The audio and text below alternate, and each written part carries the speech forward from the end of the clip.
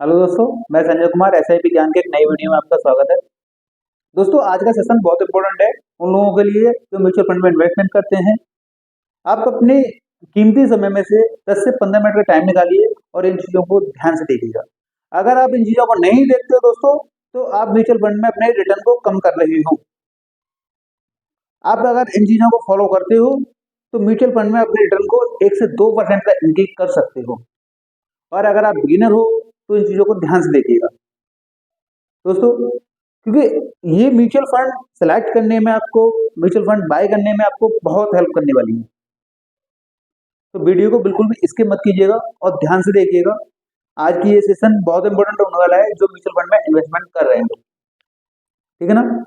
अगर मेरा वीडियो आपको अच्छा लगता हो तो चैनल को सब्सक्राइब करके जरूर रखिएगा दोस्तों। इससे मुझे मोटिवेशन मिलता रहेगा, मैं आपके लिए ऐसी अच्छी अच्छी वीडियो बनाता रहूँगा। दोस्तों चलिए शुरू करते हैं। दोस्तों, पहला पॉइंट है, कभी भी कोई नया एनएफओ आता है तो उसे बाय नहीं करना है। अब बोलोगे सर, एनएफओ आता है तो बाय क्यों नहीं करना चाहिए। देखो, एनएफओ आता है तो बोलते हैं कि अब बोलेंगे आपसे कि एनएवी कम है, 10 रुपए की एनएवी है, ले लीजिए। ज्यादा एनएवी आ जाएगी अगर आप 10,000 रुपये इन्वेस्ट कर रहे हो तो। 10,000 रुपये आप इन्वेस्ट कर रहे हो तो एनएवी ज्यादा आ जाएगी। अरे भाई, एक चीज समझने वाली है, कोई चीज अभी 10 रुपए की मिल रही है और कोई चीज 100 रुपए की मिल रही है। एनएवी कम है तो रिटर्न ज्यादा बना करके दीजिए, या एनएवी ज्यादा महंगी है तो रिटर्न हमें कम बना करके दीजिए। नहीं, अगर एनएवी आपकी ज्यादा है तो ज्यादा कंपनियों में पैसा जा रहा है, ज्यादा पैसा जा रहा है, रिटर्न उसी के अकॉर्डिंग मिलेगा। एनएवी कम है तो कम कंपनी में पैसा जा रहा है, तो हमें एनएफओ बाय नहीं करना है। जबकि म्यूचुअल फंड की पास्ट परफॉर्मेंस देखते हुए हमें म्यूचुअल फंड को बाय करना है दोस्तों। म्यूचुअल फंड कुछ समय तक चलेगा, उसके परफॉर्मेंस देखा जाएगा, देखते हैं कि उसकी परफॉर्मेंस किस तरह की चल रही है, उसका मैनेजर कितना हमें रिटर्न बना करके दे रहा है, उसके बाद उसे दोस्तों बाय करना चाहिए, ठीक है ना। अगला पॉइंट आता है, इन्वेस्ट रेगुलर फंड में ना करके डायरेक्ट फंड में करनी चाहिए दोस्तों। कुछ लोग होते हैं डायरेक्टली बैंक में पहुंच जाते हैं, बैंक में जाकर के बोल रहे हैं कि मुझे म्यूचुअल फंड चाहिए, एसबीआई के बैंक में चले गए और वहां जाकर के बोल रहे हैं मुझे म्यूचुअल फंड चाहिए। तो वहां पर वो लोग क्या करते हैं कि अपनी कमीशन ज्यादा करने के लिए रेगुलर प्लान आपको पकड़ा देते हैं। वहां पर क्या होता है रेगुलर प्लान में कि वहां पर उनका 1%, किसी का 4.5% इन्वेस्टमेंट का फिक्स होता है उन लोगों की कमीशन में, ठीक है ना। तो वहां पर जितना भी रिटर्न मिलेगा आपको डायरेक्ट फंड में, उससे आपका 0.5 या 1% या 2% जितनी भी कमीशन लगेगी, उसका पैसा आपका कम होता जाएगा। मान के चलते हैं एग्जाम्पल लेकर के, डायरेक्ट फंड में रिटर्न हमें 15% का मिल रहा है एनुअली, तो यहाँ पर 14% का रिटर्न हमें लीगल होगा। ऐसे समझते हैं। वैसे एक और एग्जाम्पल दे रहा हूँ मैं आपको। किसी भी चीज को आप किसी थर्ड पार्टी के द्वारा खरीदोगे तो उसमें उसकी कमीशन हो जाएगी, उसके बाद वो चीज आपको मिलेगी। अगर आप डायरेक्ट जाकर के बाय कर रहे हो किसी एएमसी से या किसी से भी सही, डायरेक्टली जाकर के बाय कर रहे हो, आप किसी डायरेक्ट फंड को बाय कर रहे हो तो उसमें उसकी कमीशन कम हो जाएगी। रेगुलर फंड में इन लोगों का एक्सपेंस रेशियो थोड़ा हैवी हो जाता है, तो कुछ कमीशन देनी पड़ती है, कुछ मैनेजर की कमीशन होती है, कुछ थर्ड पार्टी वाली कमीशन। फंड अगर आप खरीद रहे हो तो वहां पर एक्सपेंस रेशियो थोड़ा सा कम हो जाता है, ठीक है ना। यहाँ तक समझ में आ गया होगा। अगर दोस्तों आपको कोई सवाल रहता है वीडियो से रिगार्डिंग या रिसेंटली वीडियो से रिगार्डिंग, तो आप कमेंट बॉक्स में जरूर छोड़ सकते हैं, ठीक है। आपके सभी सवालों का जवाब देने की मैं कोशिश करूंगा। कोई भी सवाल, कोई भी डाउट आपका कमेंट सेक्शन में जरूर छोड़िएगा, ठीक है ना। अगला पॉइंट आता है, लॉक इन वाले फंड में इन्वेस्ट नहीं करना चाहिए। खास करके आप अगर बिगिनर हो या फिर आप इन्वेस्ट कर रहे हो और आपको मान के चलते हैं हम कि आपको जरूरत पड़ रही है पैसे की, कुछ समय बाद इमरजेंसी जरूरत पड़ी, 2 साल बाद, भाई बढ़ सकती है, क्यों नहीं बढ़ सकती है। हमारा पैसा हमने जमा किया, लॉक हो गया 3 साल के लिए, 5 साल के लिए, तो पैसा हमारे किसी काम का नहीं है। इससे बेहतर तो हम एफडी कर सकते थे, बट हमें लॉक इन वाले फंड में नहीं जाना है, क्योंकि हमें जब फंड की जरूरत पड़ेगी हम ओपन फंड में जाएंगे, जब हमें जरूरत पड़ रही है तब हमसे रिडीम कर सकते हैं इमरजेंसी के समय पर, ठीक है दोस्तों। अगला पॉइंट आता है, ग्रोथ फंड को ही सेलेक्ट करें, ना कि डिविडेंड फंड। ग्रोथ फंड में मान के चलो आपने 1,000 रुपये लगाए, ठीक है ना, एक साल में मान के चलते हैं आपने 1,000 रुपये इन्वेस्ट किया, ठीक है। 1000 रुपये इन्वेस्ट किए, 15% की रिटर्न आपको मिला, तो 1150 रुपये आपके हो गए। एग्जाम्पल लेके चला दोस्तों में, ठीक है ना, 1150 रुपये आपके हो गए एक साल बाद। तो नेक्स्ट ईयर से आपका जो रिटर्न बनेगा वो 1150 का बनना शुरू हो जाएगा। अगला पॉइंट आता है, जिस फंड का एक्सपेंस रेशियो ज्यादा है उसे ना चुने। मैंने पहले ही बताया था, एक्सपेंस रेशियो देख करके ही फंड को चुनना चाहिए। एक्सपेंस रेशियो कम है तो यानी कि हमें मैनेजर को फीस थोड़ा कम देनी पड़ रही है। ऐसा नहीं है कि हमें परफॉर्मेंस भी देखनी चाहिए, उस पर भी मैं आऊंगा बात अभी।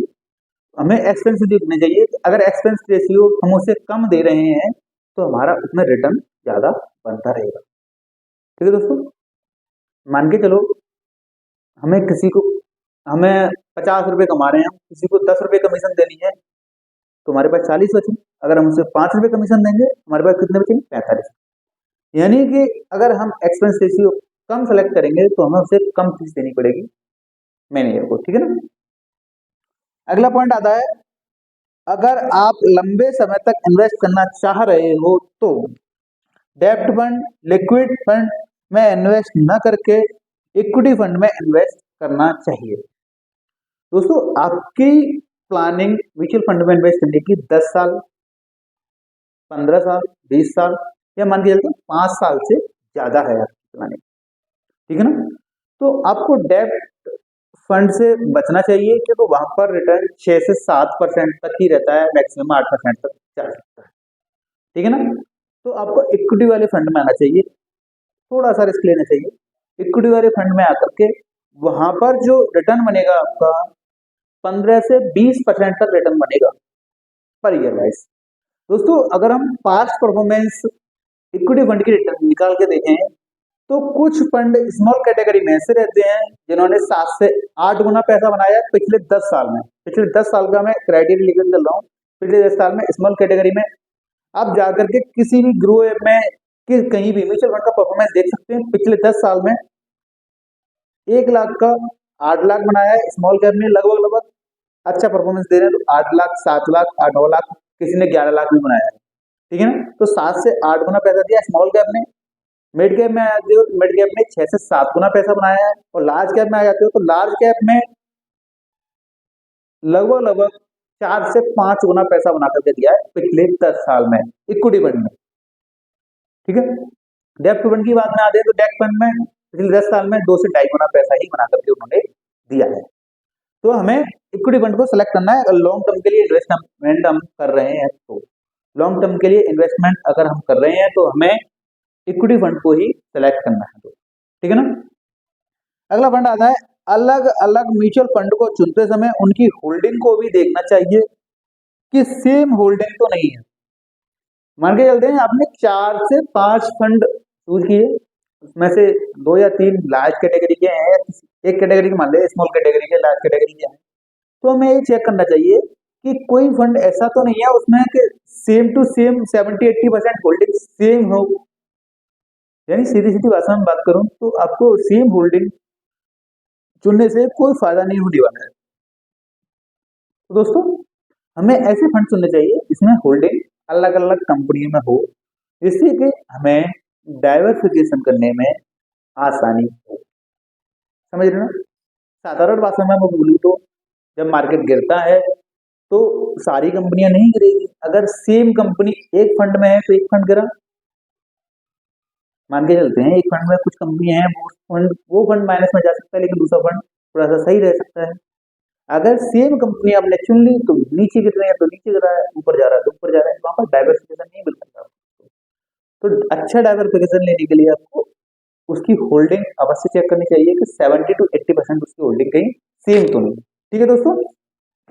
दोस्तों, अगला पॉइंट आता है हमारा, म्यूचुअल फंड का पास्ट परफॉर्मेंस व मैनेजर की परफॉर्मेंस चेक करनी चाहिए। दोस्तों, किसी फंड को सेलेक्ट करते समय हमें उसकी पिछली 1 साल की नहीं, पिछली 3 साल की, 5 साल की, या जब से म्यूचुअल फंड स्टार्ट हुआ है तब से उसकी परफॉर्मेंस देखनी चाहिए कि उसने कितनी परफॉर्मेंस दी है, कितना रिटर्न हमें बना करके दिया है, पिछले 3 साल में कितना रिटर्न बना करके दिया है, पिछले 5 साल में कितना रिटर्न बना करके दिया है, और ऑल टाइम में उसने कितना रिटर्न बना करके दिया है। और हमें ये भी देखना चाहिए कि जब समय मार्केट में खराब आता है उस समय हमारे पैसे को कैसे बचा करके रखा है उस म्यूचुअल फंड में, ये भी हमें देखनी चाहिए। और दोस्तों मैनेजर की परफॉर्मेंस भी हमें चेक करनी चाहिए कि म्यूचुअल फंड में रिसेंटली कोई मैनेजर चेंज तो नहीं हुआ है कि पिछले 5 साल में परफॉर्मेंस दिया था वो मैनेजर दूसरा था, अभी जो परफॉर्मेंस डाउन हुई है मैनेजर दूसरा आया है। पिछला रिटर्न देखते समय हमें ये भी देखना चाहिए कि इसका मैनेजर जो है अभी वो कितने समय से इस फंड को देख रहा है। ऐसा तो नहीं है पिछले 9 साल से जब कंपनी ने रिटर्न बना करके दिया तब दूसरा मैनेजर था, अभी 1 साल से दूसरा मैनेजर आ गया है। इन चीज़ों को मैनेजर के बारे में और रिटर्न के बारे में हमें अच्छे से जानकारी ले लेनी चाहिए, ठीक है। अगला आता है डाइवर्सिफिकेशन जरूरी है दोस्तों। डाइवर्सिफिकेशन इसलिए जरूरी है दोस्तों कि आपका पैसा 4 से 5 फंड में लगा होना चाहिए, कुछ small cap, flexi cap, mid cap, large cap, ऐसे अलग अलग फंडों में पैसा डाइवर्सिफाई होना चाहिए दोस्तों पैसा आपका। क्योंकि अगर पैसा डाइवर्सिफाई है, मार्केट गिरता है तो उसका पोर्टफोलियो ज़्यादा डाउन नहीं होगा दोस्तों। अगर पैसा आपका कुछ एक स्पेशल फंड में लगा है तो मार्केट गिरते समय आपको पोर्टफोलियो ज़्यादा डाउन दिखेगा आपको या ज़्यादा आपको उतने समय में दिक्कत नहीं होती है, लेकिन जब डाउन जाता है तो पोर्टफोलियो बहुत जल्दी नीचे चल जाता है। ठीक है दोस्तों, तो हमें डाइवर्सिफिकेशन बना करके जरूर रखना होगा। दोस्तों वीडियो अगर आपको अच्छा लगता हो तो वीडियो को लाइक करके जरूर जाइएगा और चैनल को सब्सक्राइब करके जरूर रखिएगा। दोस्तों आपको कोई सवाल है तो कमेंट बॉक्स में छोड़िएगा जिससे कि मैं उसका जवाब दे सकूँ। धन्यवाद दोस्तों, जय हिंद।